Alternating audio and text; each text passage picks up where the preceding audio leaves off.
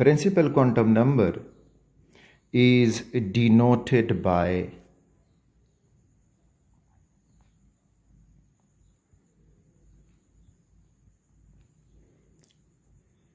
small n। इससे ये denote होता है प्रिंसिपल क्वांटम नंबर। अच्छा, जब श्रोडिंगर वेव इक्वेशन सॉल्व होता है तो अब ये हमें ये देगा कि if n is equal to 1 तो फिर शेल इलेक्ट्रॉन का होगा k। इसी तरह n की वैल्यू 2i, 3, 4, 5, 6 एंड 7। जो 7 शेल वाले एटम हैं ये अब तक पीरियोडिक टेबल में डिस्कवर होके मौजूद हैं। तो अगर n की वैल्यू 2i तो फिर होगा l शेल, 3i तो m शेल में होगा electron, 4n shell O, P and Q। तो ये क्वांटम नंबर हमें देगा कि इलेक्ट्रॉन किस शेल में मौजूद है। दूसरा, इससे हम मालूम कर सकते हैं number of electrons in a shell, कि एक शेल में कितने इलेक्ट्रॉन्स होंगे। So that is equal to 2n square. इस फार्मूला से हम मालूम कर सकते हैं कि गिवन शेल में कितने इलेक्ट्रॉन होंगे। तो फॉर एग्जांपल हम लेते हैं कि k शेल, तो k शेल में अब इलेक्ट्रॉन कितने होंगे, तो फार्मूला आप अप्लाई कर दें, 2 into 1 square becomes 2 electron। तो K शेल में आपको मिलेंगे 2 इलेक्ट्रॉन। इसी तरह L शेल हो तो L शेल के लिए अब हो जाएगा 2 into 2 square, क्योंकि L के लिए जो प्रिंसिपल क्वांटम नंबर की वैल्यू है वो 2 है। तो इस तरह से ये 2 into 2 square, तो 2 2s are 4 और 2 4s are 8। So we will get 8 electrons in L shell। इसी तरह M शेल हो तो फार्मूला हो जाएगा 2 into 3 square,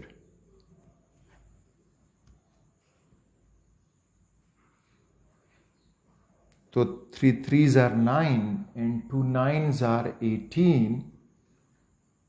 तो we will get 18 electrons in this shell। अच्छा, एक और ले लें, n शेल हो तो इसके लिए जो L की वैल्यू है बताएं कि वो क्या हो जाएगी, 2 into 4 square। तो ये हो जाएगा 16 एंड 16 दूने 32 इलेक्ट्रॉन्स। नेक्स्ट इस क्वांटम नंबर की मदद से हम रेडियस ऑफ एन ऑर्बिट मालूम कर सकते हैं कि एक ऑर्बिट जो है वो या जो शेल होगा वो कितने साइज का होगा। तो यहाँ पे ये लिख दें कि साइज ऑफ शेल और ऑर्बिट। तो साथ में ये याद रखें कि अब जो साइज ऑफ शेल है या ऑर्बिट है या रेडियस है, so that size of shell is directly proportional to n। यानी प्रिंसिपल क्वांटम नंबर की वैल्यू जितना बढ़ाएंगे तो साइज ऑफ शेल भी बढ़ेगा और उसमें इलेक्ट्रॉन भी बढ़ते जाएंगे, ज़्यादा इलेक्ट्रॉन उसमें ऑक्यूपाई होंगे। तो अगर हम बोहर का फार्मूला देखें रेडियस ऑफ एन एटम के लिए, तो radius of any orbit n is equal to n square into 0.529 angstrom.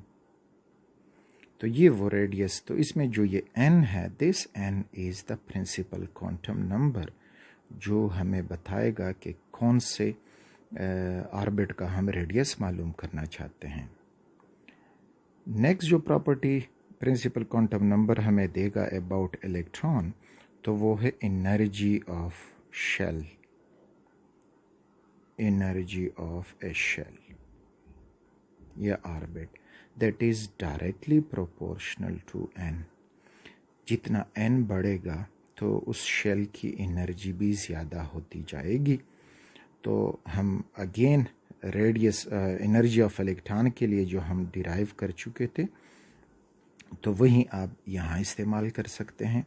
तो फर्क that is energy of electron किसी भी ऑर्बिट में, तो nth ऑर्बिट लिखते हैं, is equal to -1312.36 divided by n square kilo joule per mole. तो ये वो रिलेशन था एनर्जी ऑफ इलेक्ट्रॉन फाइंड करने के लिए कि वो किस ऑर्बिट में होगा तो उसकी एनर्जी कितनी होगी। तो रिमेंबर, अब ये ना देखें कि electron is energy is inversely proportional to n square. Equation में तो ये है, लेकिन उधर नेगेटिव है। तो नेगेटिव इन्वर्स का मतलब होता है डायरेक्ट रिलेशन, क्योंकि जितनी इलेक्ट्रॉन न्यूक्लियस से दूर जाएगा तो ये नेगेटिव वैल्यू जो है वो बढ़ती जाएगी, ज़ीरो के करीब होती जाएगी, और इस तरह से वो वैल्यू ज़्यादा होगी कंपेयर टू दिस नेगेटिव 1312.36। अगला ये क्वांटम नंबर जो हमें दे सकता है, जिसकी मदद से हम कैलकुलेट कर सकते हैं, तो नंबर ऑफ इलेक्ट्रॉन ट्रांजिशंस, अगर कहीं पे हमसे पूछा जाए कि हम इलेक्ट्रॉन ट्रांजिशन इसकी मदद से कैसे मालूम कर सकते हैं, तो उसके लिए जो फार्मूला होगा वो हो जाएगा, यानी electron transitions is equal to n into n minus 1 divided by 2। तो इससे हमें इलेक्ट्रॉन की ट्रांजिशन मिलेगी। फॉर एग्ज़ाम्पल हमसे कहा जाता है कि आप यूं कर दे कि अगर किसी एटम के 5th ऑर्बिट में एक इलेक्ट्रॉन मौजूद है, तो वो कितनी ट्रांजिशन कर सकता है, ये वो नीचे आके वो कितनी ट्रांजिशन कर सकेगा। तो अब इस फार्मूले से हम मालूम कर सकते हैं कि electron transitions is equal to, ये n शो करेगा आपके साथ जो है वो हाईएस्ट जो शेल होगा, तो वो है 5 इंटू 5 माइनस 1 डिवाइडेड बाई 2। ये सॉल्व करोगे तो 5 5 25 माइनस 5 एकम 5 डिवाइडेड बाई 2, तो ये हो जाएगा 20 divided by 2 and 2 10s are 20। तो ये इलेक्ट्रॉन 10 ट्रांजिशन करेगा जब ये 5th ऑर्बिट से नीचे आएगा। इसको आप यूं भी अब अपने लिए ड्रॉ कर सकते हो कि ये ट्रांजिशन कैसी होंगी। तो for example we have 1 2 3 4 and 5th। ये 1 2 3 4 एंड 5th। अब ये इलेक्ट्रॉन यहाँ मौजूद है 5th ऑर्बिट में। तो देखें, अगर ये 5th से 4 में आए तो ये एक ट्रांजिशन हो गई, 5th से 3 में आए दूसरी ट्रांजिशन, 5th से 2nd में तो तीसरी ट्रांजिशन, और 5th से 1st में तो ये हो गई उसकी चौथी ट्रांजिशन।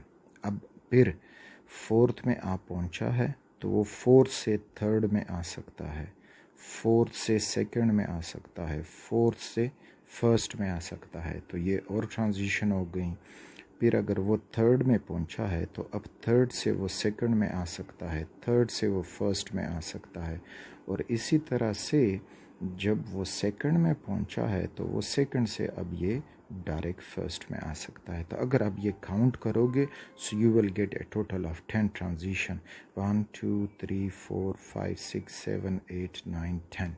तो इस तरह से कभी कभी ये क्वेश्चन पूछा जाता है कि अगर इलेक्ट्रॉन इस शेल में है तो ये डी एक्साइटेशन करता हुआ कितनी ट्रांजिशंस कर सकता है।